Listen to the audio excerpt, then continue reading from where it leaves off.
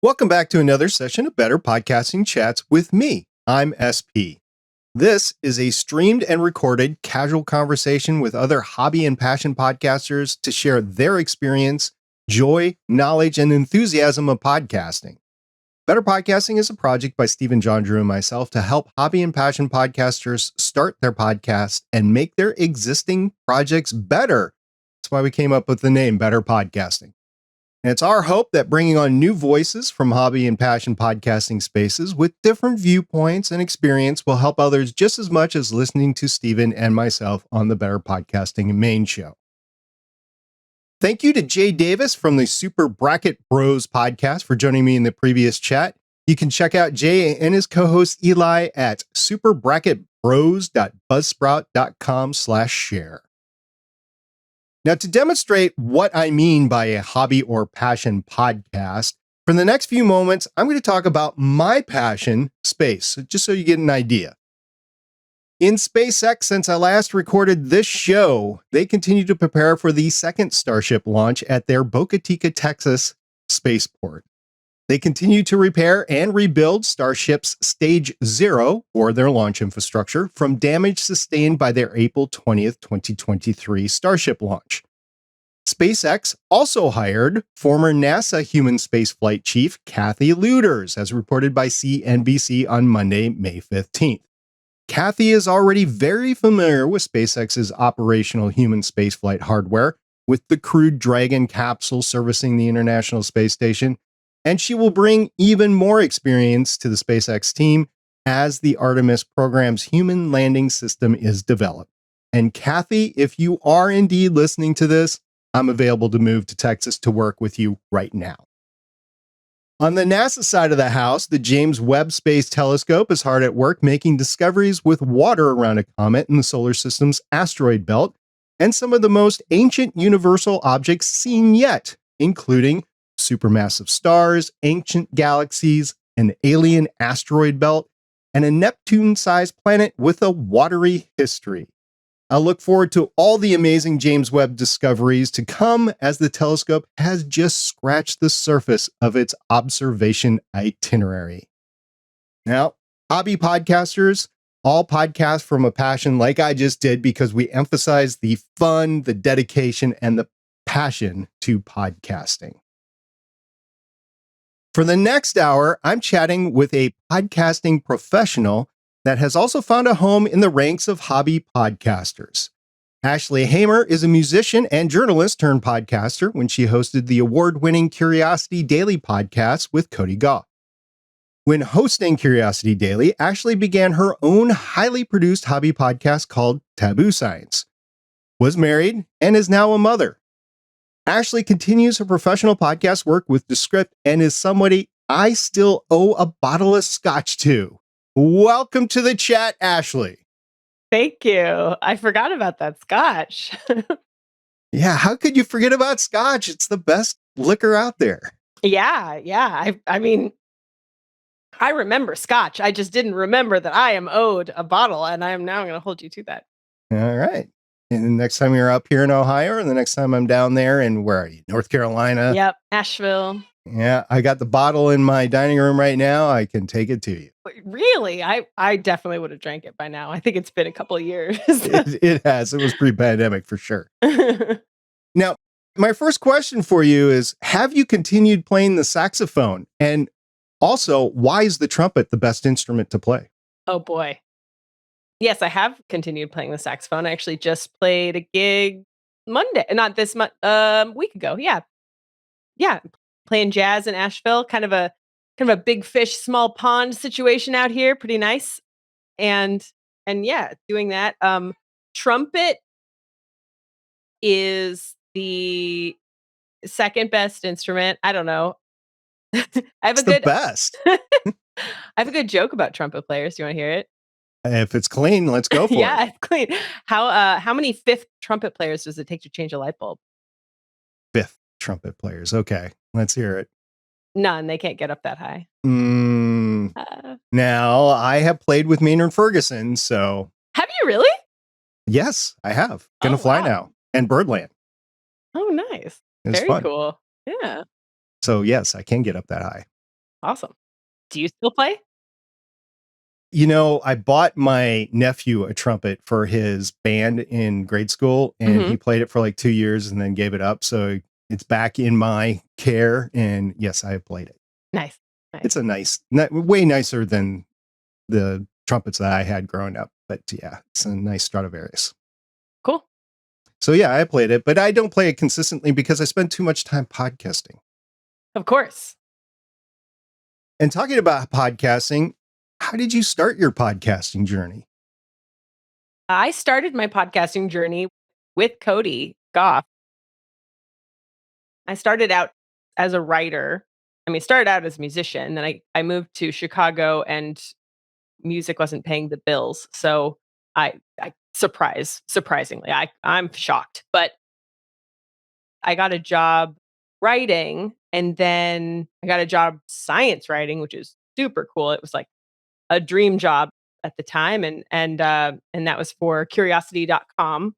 And eventually Curiosity decided they wanted to start a podcast. They hired Cody to helm that. And I joined forces with him. We started a podcast together and yeah, the rest is history. For a very long period in the beginning though, I only dealt with like the content and this and some script writing. And I didn't know anything about editing. I didn't know anything about even like microphone technique or anything. Honestly, all of that like Cody has taught me. And so after dealing with the content for a few years during the pandemic when, suddenly I had a ton of time on my hands, I decided that I wanted to learn the ropes of all of the other portions of podcast production. And it also helped because at that moment Cody went on paternity leave and he's the one who edited our daily podcast and so, he left. Natalia Reagan co-hosted with me during that time, but we both kind of had to cover his duties. And that is when I learned about how to edit stuff together, how to adjust, do some mixing and things like that. And I eventually was like, yeah, I want to get better at this. I'm going to start my own podcast and do everything soup to nuts. And that is what Taboo Science is. So that was just curiosity on how to do it yourself, and there was no other inspiration there for Taboo Science? I mean, the other inspiration was that Curiosity Daily is a very family friendly show. And I was getting a little bit itchy not being able to talk about like sex or like gross stuff or I don't know. One of my first episodes was about cannibalism. And we probably talked about cannibalism on Curiosity Daily, but I wanted to delve into those dark topics. I'm so sorry about the cat. I wanted to delve into those dark topics, and I also knew that anytime we did run something that was slightly in that vein, it did really well. Like people were really interested in that kind of thing, in like the darker side of science, and so that was kind of why I chose that area. Do you consider Taboo Science safe for work? I Most of the time, like 95% of the time, it's safe for work.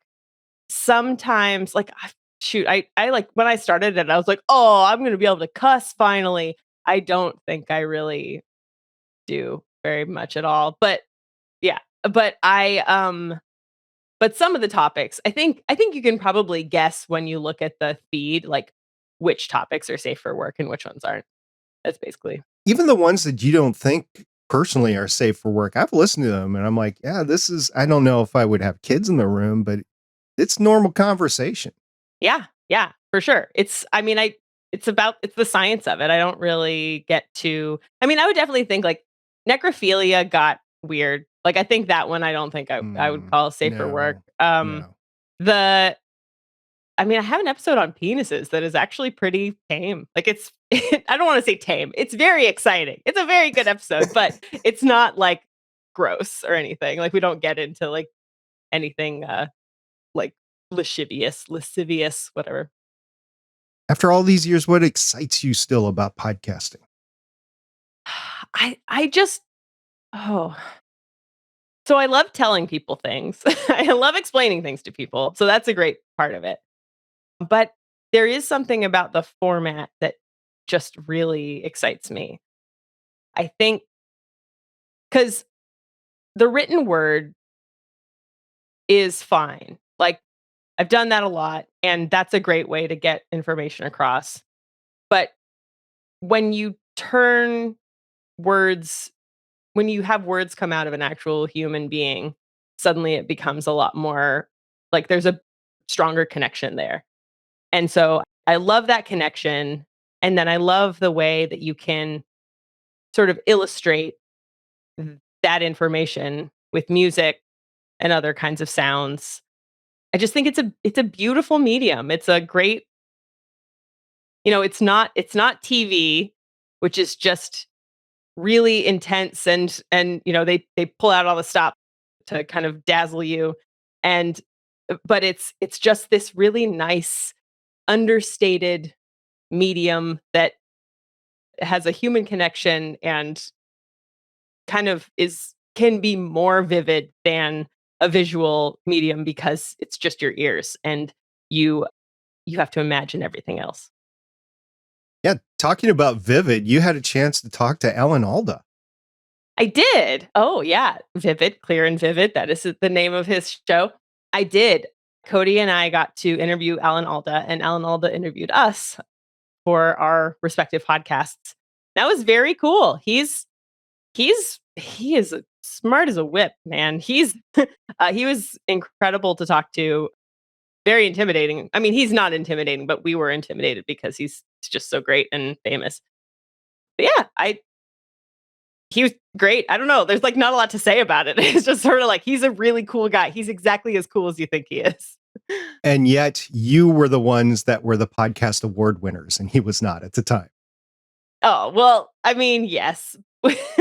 Sometimes, you gotta go out for all of those awards too. So maybe that's why he didn't. But yeah, we won a few awards for that show. It was great. Yeah. So you mentioned improving your podcasting skills over time. If you could point to one or two things, what do you think you would point to on how you've improved over time? Oh. So one of the first things, as a musician, one of the first things I was really interested in doing is adding music to my podcast, like music beds. And you know how everyone, when they start out, they're like, I want a Radio Lab style podcast. And then very quickly they realize like that is really hard to do. It's not as simple as just writing a script and putting some music under it. But that is, I knew that when I started this, but still I was like, yeah, but I'm gonna have a Radio Lab podcast. and so that my impression of that when I first started was just way too much music. It was just I put music under everything. And I have learned over time that music in a podcast should be used like a spice in cooking. It should just be there as a transition moment or something to just give a little bit of extra to a particular quote, but you don't want to have it playing for 2 minutes straight under someone's monologue. Like that's not how it's most effective. So that's definitely one way. I've pulled way back on the amount of music that I use in the podcast. And I think the other thing that I'm still working on, I feel like I just haven't really cracked this. And I feel it's weird too, because this is should be my main skill is like the storytelling narrative part of it, like starting from a point that hooks you and taking people along a journey that the entire time they're like, I can't wait to get to the end. I want to know what happens. It's hard to do that when you're just explaining a general topic when it's not like a character driven story. Like if I'm explaining about cannibalism and I have a guest who's talking, it's hard to actually like have a narrative go through that, which is why, that's why Radiolab makes the big bucks. Like they have multiple they have a story and they use the guests to support that story. They don't just explain a whole topic, which I feel like that was probably a misstep when I started the podcast. It's just like, you can't, if you're just going to say cannibalism, you're not going to have a story. But I try to make it work as well as I can. That's an interesting thought. So, is a narrative style science based podcast different from some other subject narrative style podcast? It doesn't have to be. And I've gone to a few like science communication workshops where they talk about this exact thing. Like any nonfiction story, no matter what it deals with, is like you should find a main character. And a character doesn't have to be a person. It can be an idea. That was like the most important thing I learned from those things, is that you can talk about a scientific discovery as a character. And the character maybe doesn't find, like, nobody believes it for a while and it's kind of an underdog, and then it has this big breakthrough, and then it spreads, and all of these things you can treat it just like a character and have the same things happen to it as a person would. So it to do it right, yeah, you wouldn't treat science any different than any other topic. And so the problem is that if you just want to explain a general topic, you're going to have a harder time creating a narrative about that topic. But it can be done. It's just, it's a challenge that I have put upon myself that I didn't realize I was at the time. You mentioned before using music for your beds and your soundscaping, basically. Do you have a go-to place to pick those up? I do. It's Epidemic Sound. I have an affiliate link in my show notes for it, but Epidemic Sound, I really like. It has a lot of the sound that I'm looking for, the kind of genre I like. For Taboo Science, you use a lot of like funk, and so there's a lot of good stuff there. Yeah, and everything is available as stems, so you can adjust, what it sounds like. And I know you've transitioned your audio gear throughout the years. What are you using now to record? So this thing is a Vocaster 2, and this is just what I use on Zoom calls and interviews and things like that when I want to have a nice background. But I do have a closet over there that still has my, oh no, what's it called? It's the same microphone I've been using for years, and it is an Electro Voice. Electro Voice RA320? Mm-hmm. That's the one. Yeah. It's the one I told Cody to buy Yeah. both of you back in the day. Yeah. It's a good one. It makes my voice sound great. So that's what I'm using right now. Yeah. Oh, nice. Yeah. Cool. Electro Voice buddies. Now, if you could have told yourself one thing before you started podcasting to make it easier on yourself, what would that have been? Oh, like I'm thinking about it because there are a lot of things, but. All right. Well, just anything that comes to mind. Yeah. I mean, I think I really put a lot of pressure on myself to make it exactly as I heard it in my head, which is not possible when you're first starting out. And that's the journey, right? Like that's the journey for any art form.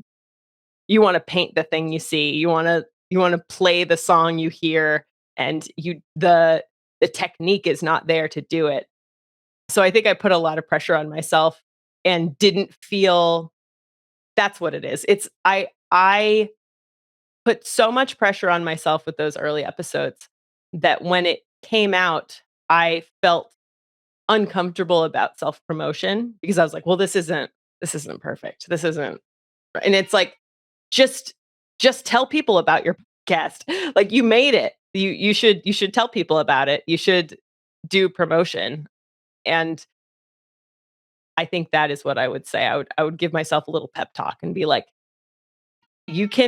there's nothing wrong with trying to promote this podcast. And that's my new plan right now, is like, that's my new goal, is learning about podcast marketing and getting comfortable with self-promotion and doing promo swaps and things and pitching myself to newsletters and things like that so that I'll have an actual audience that's listening to this thing. I could see coming from where you were when you were started to podcast. I mean, you're an avid social media user already, but you were podcasting with a social media guru. I mean, that's what Cody did before he did Curiosity Daily. So he had a Right. thing or two in his hip pocket about it. So you didn't have to worry about it as much with Curiosity. So I could see growing into that. Absolutely. Yeah, that's true. I definitely coasted on Cody's ability to promote himself and us for Give you a sure. little secret. So did I. Nice.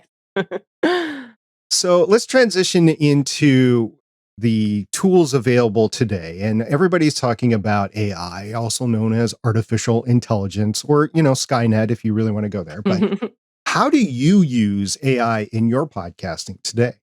Yeah, so I think a big misconception about AI right now that I'm seeing a lot of people talk about is that it can't make the whole thing. Like it can't like if it makes a podcast, I'm going to be able to tell that it made a podcast. It's not going to sound like a human. You still need the human element, right? But like that's not really how most people are using AI right now, or that's not the smart way to use it anyway. Like it is going to sound like a robot made it if you try to make a whole podcast with AI. The the way I in my opinion, the smart way to use it and the way that I use it is for inspiration, for like a spark of, just something like give me suggestions for something to cover or give me suggestions on how to word this or whatever. And also just doing the grunt work that doesn't have as much creativity to it. So, show notes. There are a ton of tools out there for the AI tools for show notes that just make it so much faster. I mean, I still rewrite them, but it gives you a framework to work from. You're like, oh yeah, I did cover these 5 or 6 things. So I will say that I covered those 5 or 6 things in my voice. But it just, it can spit something out really fast. And then you're like, yeah, okay, let's get to work. Instead of you sitting there being like, how am I going to start this? So that's a big, really the text generation tools like ChatGPT and those AI show notes tools are the ones that I use the most for sure. Do you pay for anything or did you just use the free available ones? I so as a perk of my job, Okay. We'll get to there. yeah, I'm having the ChatGPT Plus paid for through work. And then also I wrote an AI show note tool review page. So I reviewed like 6 different tools and a bunch of and I started DMing like because all of these founders are out there on Twitter and they were like very hungry for feedback because everybody has a tool and they want to be the ones who are number one. And so I was DMing a lot of people and being like, hey, actually this thing you did doesn't work, or it did this weird thing when I tried to use it. I'm just letting you know. And then I would let them know about the review article. And so a lot of people just gave me free minutes. So right now I'm not paying for any. I will have to eventually, but I'm using several different tools just kind of like here and there to kind of I haven't decided which one I like best, but I am currently not paying for one of them. And these are all the text generating sort of tools? The AI, those are the AI show notes tools, yeah. Okay. So I do pay for ChatGPT. I mean, work does, and then currently not paying for AI text generation tools, but they do cost money. Yeah. Okay. Any other AI tools that you currently use, or is that it? As far as generative AI, that's it. As AI tools, AI is all around us and we're constantly using it even when we don't realize it. But, Descript is one that I use, AI based editor. Let's talk a little bit about Descript Yeah. because a lot of the people in my circles as hobby or passion podcasters, they have very limited budgets. So if they're going to pay for something, it's got to be really worth it. So what could you say that Descript, as an employee of Descript, basically, Yep. could offer hobby podcasters? Because you're also a hobby podcaster. So the thing that honestly, like I had just started using Descript when I got the job at Descript, and it was kind of revolutionary. The reason I started using it was because I did an episode about disability And the guest very rightly said, I don't go on any shows unless there is a transcript. So you have to tell me that you have to promise me that you'll have a transcript so that it's accessible. And I was like, yeah, absolutely. But at the time I was like, God, transcripts are so much work. You have to correct everything that the robot makes mistakes on. They're way better now, but it was a couple years ago. And I was like, you know what? I've heard about this thing, Descript. I know that it'll make a transcript that I edit as like in order to edit my podcast. So I can take out words and it takes it out of the audio. And maybe that would be a way to just save time. And so I tried it and I was like, this is really easy. Like, this is too easy. I actually kind of hate how much I like this. And, and then I actually didn't dive into using Descript regularly. Like I went back to my regular DAW after that. But then now that I've started the new season of Taboo Science, I'm doing pretty much everything in Descript. I will export the final product into Audition to do like the polishing and stuff, because I'll say like the sound, the ability to add effects and adjust the sound and everything is limited. But I'm using it the way that many of the biggest podcast production houses currently use Descript, which is to plan out a narrative, to kind of put all of your interviews together, to write your script. It's just so much easier to do that when you can see the words versus seeing a waveform and putting and listening to the beginning and listening to the end. And you're like, okay, this is where this goes. And then this is where this goes. And oh, maybe you didn't get it all. And so you have to go back. And it's so much simpler to be able to see the words that are happening. And then once you have that all laid out, sure, use whatever program you want to, you can export the timeline to a whole bunch of different DAWs. And if you want to, you can do as much tinkering as you want. But that's really where so number one, that's very helpful. Number two is if you record interviews on Riverside or Squadcast, you can edit them in Descript and you are editing the video as well. And then you have a built-in shareable video, or you can just take a highlight and turn that into a social video and add some captions, which is super easy to do. And then you can share that on social. So it's just super easy to do a bunch of different things that usually take multiple tools to do in Descript. So Descript does video editing. Yes. Does Descript do multi-track audio editing? Like, yes. Can you see the timeline of what everybody's saying and then be able to layer those words or those tracks on each other? So the way that it works is the script track, as they call it, the one where people are talking. What you see in the main view is those two waveforms laid on top of each other. But when you can right click and say edit sequence, that's what they call the actual timeline. And then it'll go into you seeing each individual track and you can adjust from there. If you want to put other things, if you want to layer extra things on top of it, then you treat them as music and sound effects. And those are things that you can put in there too. I mean, now I'm getting really technical into like Descript, but yeah, yes. The short answer is yes. And what if there's a massive tonal shift between two words that you kind of edited out the crutch word in the middle and there's a tonal shift in between there? That is something I would probably export to another DAW for that. Although there is the one generative AI tool that Descript currently has, it's working on more, but it's called Overdub, and you could train an AI to use your voice, do text to speech.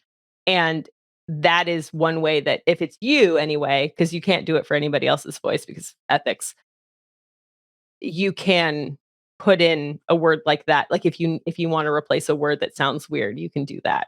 And that is one option. Yeah. Okay. That's a concern I have using any editor that only looks at the words is you also have to vote with your ears. Yeah. And know if the cut actually works or not. So you can do just as much with the timeline as you can in any, like as far as cutting, you can do just as much in the timeline of Descript as you can in the timeline of a DAW. So if, for example, the last interview that I just edited, the guy had a lot of ums. And it was the kind of like we all know this kind of the that leads into it bleeds into the next word. And so that's really hard to just delete the like the program doesn't know where the stops and the word begins. But you can go into the timeline in cases like that and adjust things and kind of move it over to make sure that you're actually starting in the right place. Okay. So you mentioned that you've used transcripts before. I assume that you are using transcripts on every episode right now? Yes, every episode now has a transcript. How do you publish those? I just paste them into, so every episode has a blog post and I just paste them at the bottom of the blog post underneath, my sources and my show notes and everything like that.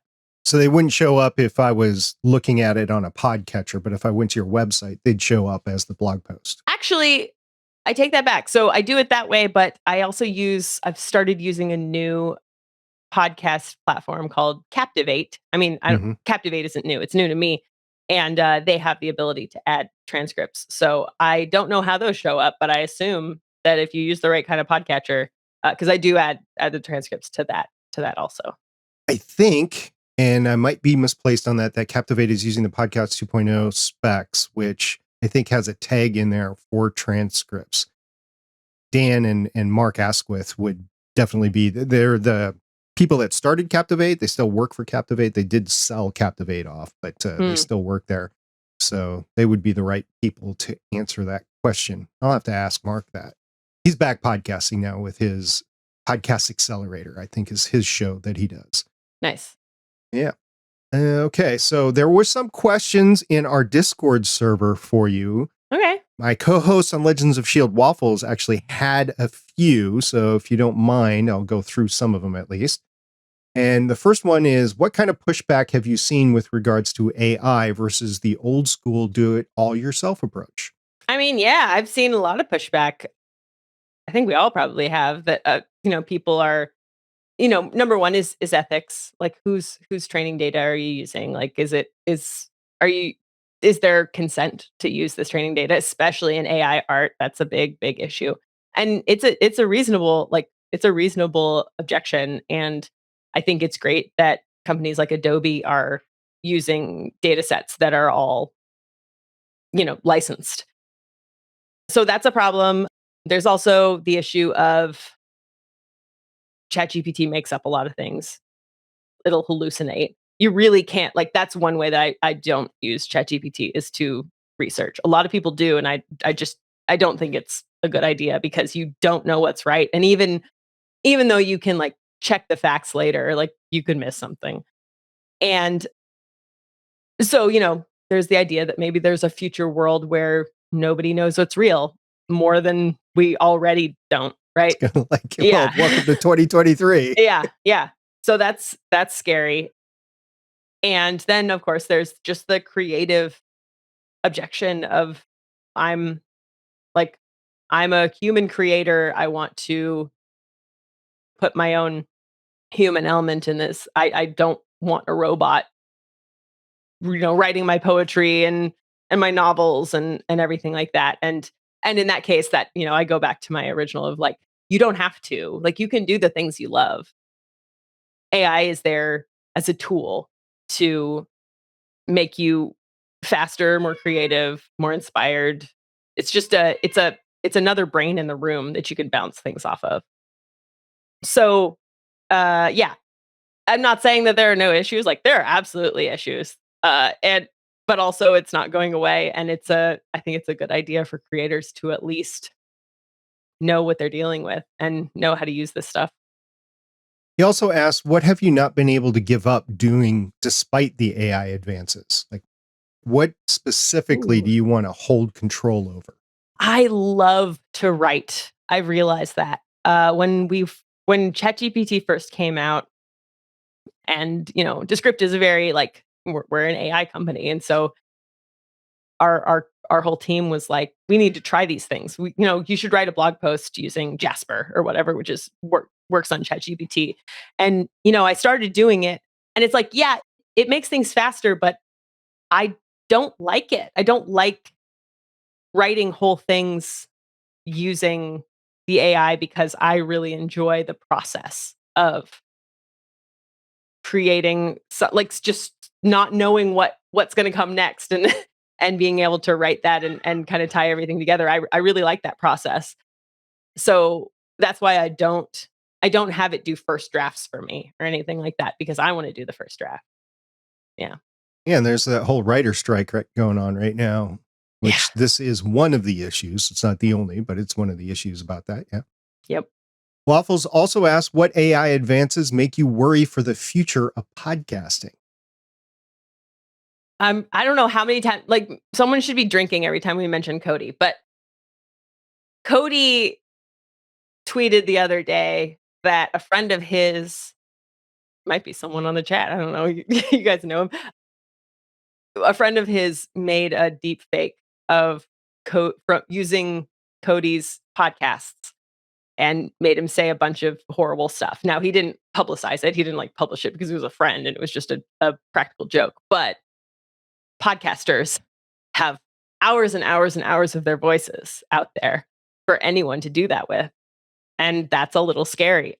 I'm a little scared about the ability to synthesize other people's voices. I'll say again, Descript, you can't actually do that. You can only do that with your own voice. You have to record a consent statement in your own voice. An actual human listens to both and makes sure that you are the person whose training data you're using.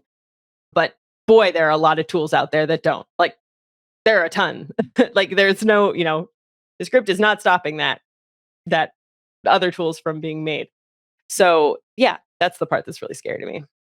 It's kind of funny because the next thing he says is, I've gotten some voice models that sound way better than what I've sent to me. Or he sent some to me that they didn't sound like me, but they sounded in my tone, but they didn't sound like me. And he goes on to say, but that also means I can essentially make a podcast with another person without their knowledge or make them sound like they said something they never did. Where is the line right now? For example, I wouldn't have a problem using AI to recreate a moment lost to tech failure. And I think we can all agree that making Steven say Anthony's negative about maple syrup is not cool, but that gray area in the middle, there's a lot of room. So Steven's Canadian and, maple syrup, it's the whole thing right now. But where is that line? And would it be okay to recreate a moment that was lost to recording failure? Yeah, see, that's where I totally agree with all of this. I think that it's fine to recreate a moment lost to recording failure. I think that we are learning where that line is right now, and that's what's scary. We're all learning, we're all figuring this out, and unfortunately there's probably going to be some bad stuff that happens in the process, and I'm not, I don't know how we're going to solve this. And I don't know where the line is. I mean, for me, what I think is right and wrong, my line, I think you can do as much as you want with your own voice, and maybe possibly your guest's voice. If again something is lost and that this is what they said. I mean, people in print do that all the time, right? You can put brackets or whatever into a quote when you know that this is actually what they meant. And I feel like that's okay to do in recordings too if you have that technology. But having people say things that they never said and wouldn't say, that is definitely crossing a line for sure. One of the things that's big right now is you hear a lot of actors saying that they have given rights to their likeness so that they can be used in future works and that their families would be given the revenue for that.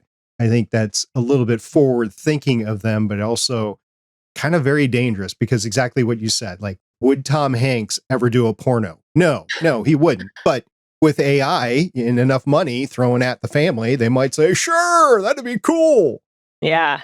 Yeah, I think right now, I think everyone should be super careful about licensing their likenesses because we don't know what's possible. And what's possible right now is not going to be what's possible in even 1 year.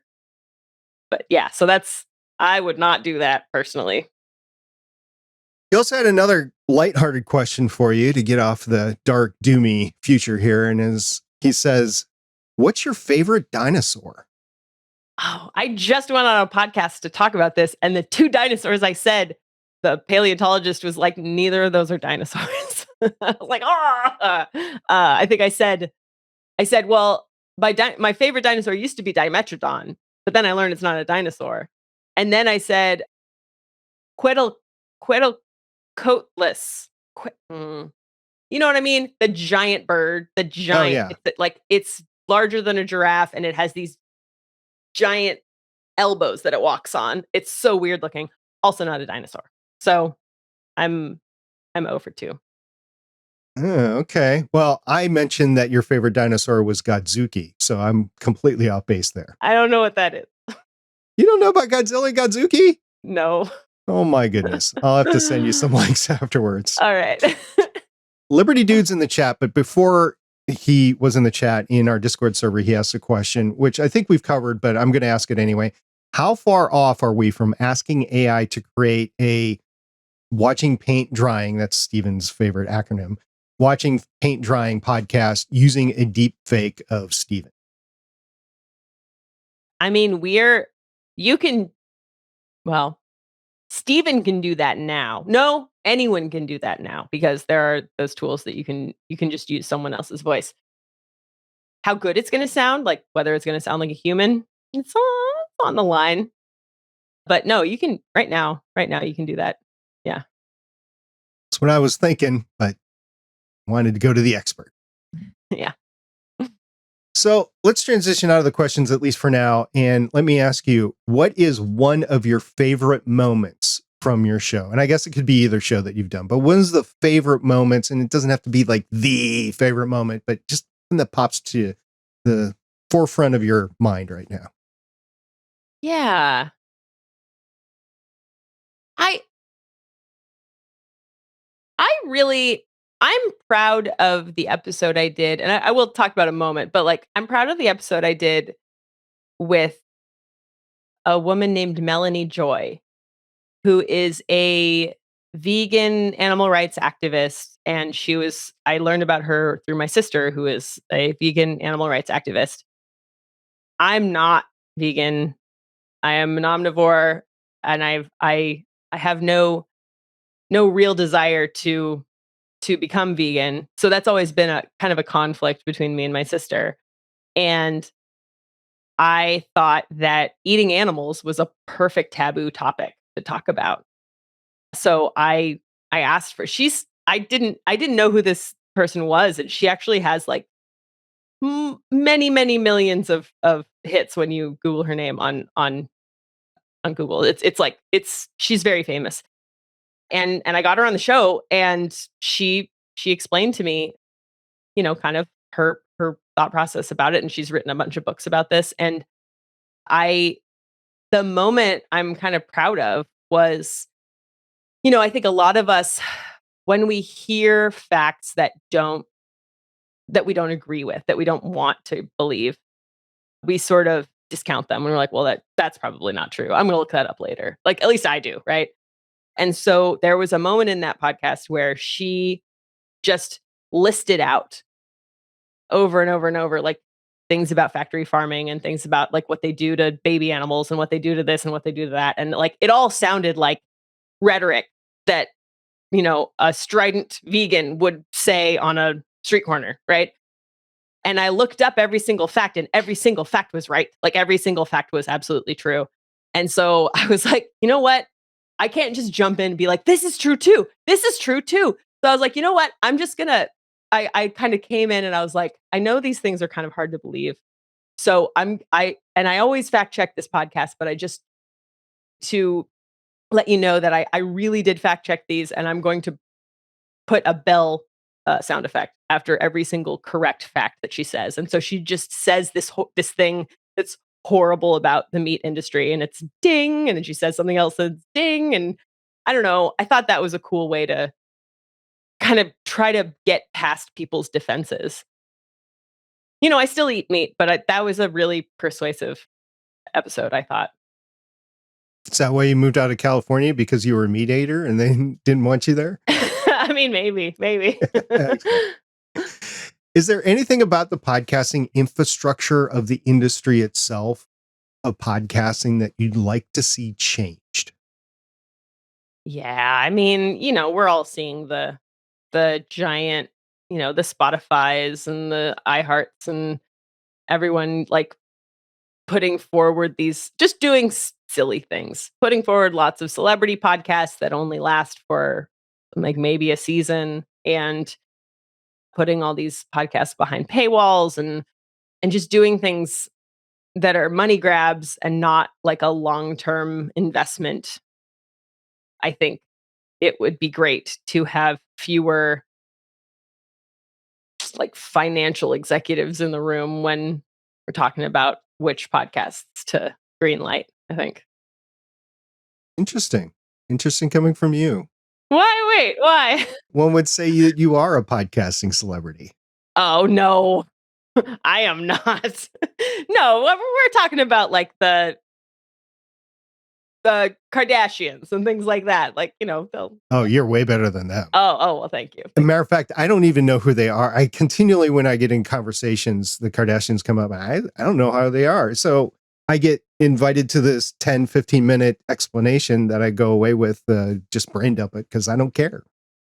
That's totally fair. Yeah. All right. We did have Liberty Dude in the chat room, and he had a few questions. First of all, he had a question. Can we assume Scotch doesn't ship well? I think it's an excuse. Well, it does. And if I would have an address, I would be able to ship it, because I'm not just sending it to Asheville because it would be gone upon arrival at the post office. But there's that. And then he said, was the Vocaster an individual purchase, or was it a combo buy with an interface? See, now I feel like a podcast celebrity because I got this for free. Yeah. They were handing them out. I mean, not handing them out, but like I heard several people on different podcasts being like, Focusrite gave me a Vocaster. Yay. I think this is their new product. And so they were giving them to people to try out. And so I got to use it, but it's I have the interface. Yeah. The whole the Vocaster 2 that I have. Yeah, we interviewed a project rep from Focusrite a few years ago who wanted to do a collaboration with us, but we don't monetize Better Podcasting, at least not yet. And we don't have any plans for it in the immediate future, but he was going down that path with us. And we're like, yeah, we're going to have to politely decline. I mean, we both like Focusrite and their stuff, but we're like, yeah, we can't go there yet. Sure. Maybe we never will. But anyway, we did have those discussions with Focusrite ourselves as well. Nice. Yeah. He also says not familiar with the capabilities of ChatGPT, which is interesting because I thought everybody did. Can it create the tools others have created for it? Is one of the dangers sparking general concerns. So it can't do anything you haven't told it to do. I think that's a big thing that a lot of people are afraid of. Is like, the AI is going to get consciousness and go off on its own. It really can't do anything you haven't told it to do, and everything that you've seen. I mean, I'm almost, I'm 99% sure that everything that we've seen in the media about the weird things that it's done has been because the person made it do that. Like they were like playing around, and then oh gosh, ChatGPT just said something super creepy. Or usually it's more like Bing and Bard that do that. I don't know, but yeah, it can't. As far as I know, it cannot do anything you didn't tell it to do in the first place. He also had a specific question on Descript. Is Descript video jump cut editing, or are they punch-in, camera switch, or other transition tools? There are, you can do all of those things. You can do jump cut, or you can do obviously jump cuts, but you can do punch-ins. You can multi-camera. Yeah, all that. All right. Yeah. Where do you get inspired for your topics for Taboo Science? I started out with like a really long list of topics. And then as I'm just going about my day, I will see a book or I'll see a Twitter like academic or something who studies something that I'm like, oh, that'd be really good. Like, actually, for example, I just listened to a friend's podcast who she works for NerdWallet and she just did her first podcast and it's all about climate change because climate change actually is a big financial concern, like, home insurance, things like that. And she had on a therapist who specializes in climate anxiety. I was like, climate anxiety would be a really cool topic. So just today I came up with something. But Cool. yeah, all over the place. Can't wait to listen to that one. Yeah. Yeah, climate change is a big one. So do you have any, as we start winding down here, do you have any advice, tips, or tricks that we haven't already talked about for hobby podcasters specifically? I think just the thing that I'm really into right now, like I think I mentioned this a little bit, but marketing. And I'm realizing that I'm reading a ton of Lauren Pissell, who does podcast The Newsletter, Courtney Kosak, who does Podcast Bestie, who has also turned into that newsletter has turned into a podcast, and then Ariel Nissenblatt, all write a ton about how to promote your podcast. And it's not, I think before I thought, oh, well, that costs a lot of money and you have to know the right people. And it doesn't, and you don't. Like you can do it for free by just being a cool dude who like tweets at people you like. Like that's kind of how I'm realizing podcast promotion can be. You're like, "Hey, your show's great. We probably have the same audiences. Do you want to like promo swap? Like I'll talk about your podcast on my podcast and you do the same." And that's like the best way to grow an audience is just to do that. And it's not just indie podcasters who do that too. Like I think Jordan Harbinger said that is the way that he's grown his show the most. Like that's the number one most effective thing he's done. And I might be saying things that people already know, but like this has been a process for me to learn about. And it starting out thinking that podcast marketing was all self-promotion and all paying for ads and things, and realizing that, oh no, it's just making friends. Like that has made it so much more appealing to me. It's interesting that you mentioned Jordan. He's had a kind of a historic podcasting journey, but he started out as kind of the original bro circle in the podcasting realm. Oh, really? I didn't know that. Yeah, I mean, just the subject matter of his original show and everything. It was all about how to make friends and influence people, sort of thing. Yeah. So Yeah. it was inherent in what he was doing. Right. Yeah. Yeah. So, what are your future plans in podcasting? You gonna keep on going with Taboo? I am. I plan to. And I hope to break out of the hobby podcaster thing someday and make a little bit of money off of it. I don't know. I I read a good ad, so I think I'd like to read some ads, but that's not for a long time until I have the right Well, audience. something I've been discussing with a few people that are in the discussion stage of the inception of their podcast is they're trying to bake in those host read ads by reading fake funny ads or fake relevant ads or whatever, Yeah. and just have those spots already there that you get people used to the fact that there's going to be a break in your podcast. You get a sense to advertisers what they would get at that point because you have all sorts of analytics about it. And you get to be a little bit more creative at those spots. Now, it's going to take extra time, but it does lend itself to moving ahead with actual advertisement. Yeah. And this is what I'm doing. You don't have to do a fake ad. You could do a podcast promo. That's where I'm doing them. I'm putting a break in the middle of my podcast, and I'm even using the dynamic ad insertion to add a podcast promotion. And that's it's exactly what you're saying. It's like I need to get used to having this spot in my podcast for ads and for little messages like that. And so that's exactly where I put the podcast promos that I'm sharing. I'm warming up to the dynamic ad insertion because if you do it right from your very first show, you can actually go back and put relevant ads in your first episodes if your content is more evergreen and people go back and listen to the first few episodes. I would consider Taboo Science, for example, an evergreen podcast. For sure. So people could be listening to your first 10 episodes while you're producing the 100th and 50th episode or whatever, but they would be listening to the same ad inserted when they're downloading or they're streaming the show. And it could make it relevant. Maybe you have an appearance coming up or a book signing coming up or something like that. And it doesn't matter what episode, you can insert that and like promote yourself or promote somebody else that you want to promote. Or maybe it's a charity, like something happens in the world that you want to promote, some GoFundMe or charity or something like that. To be very topical within that time period of 2, 3, 4 weeks or whatever.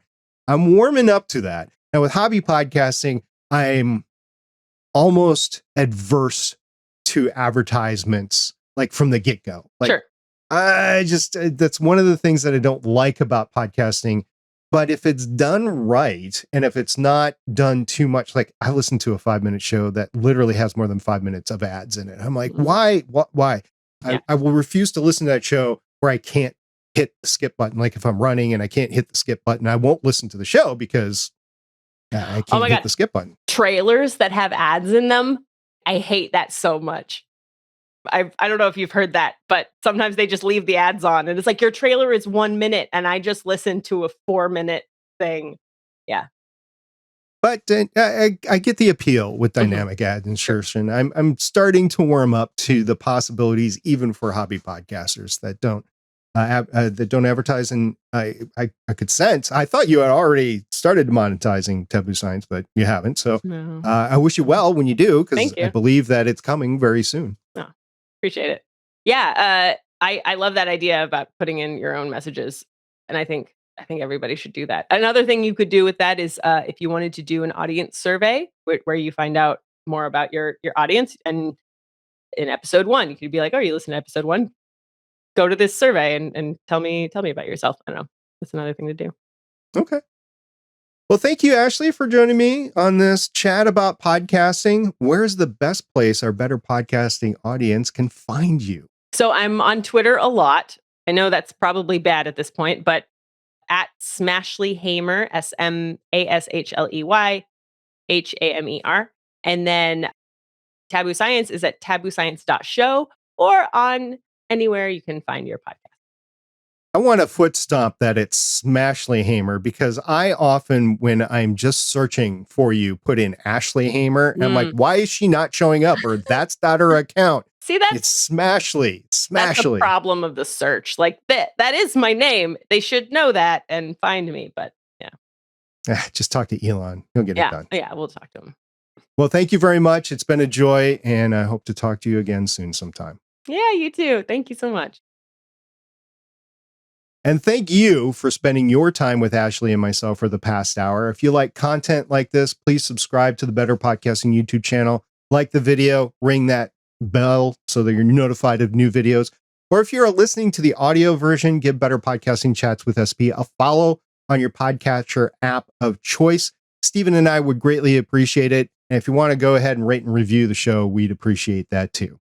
Now, season 3 of Better Podcasting is well underway right now. We're more than halfway through, I believe, and we're discussing all about your hobby podcast audience. You can check all those shows out at betterpodcasting.com. In the meantime, join the podcasting conversation on our Discord server, betterpodcasting.com/Discord. You can find Stephen and myself there every day. And more importantly, you can find the Better Podcasting audience there every day. If you have a question, a lot of times, Stephen and I aren't the primary people to answer that. It's everybody else. And if you are a geeky related podcast, please consider becoming part of the Gonna Geek Network. And you can apply at gonnageek.com/join. See everybody next time. Bye.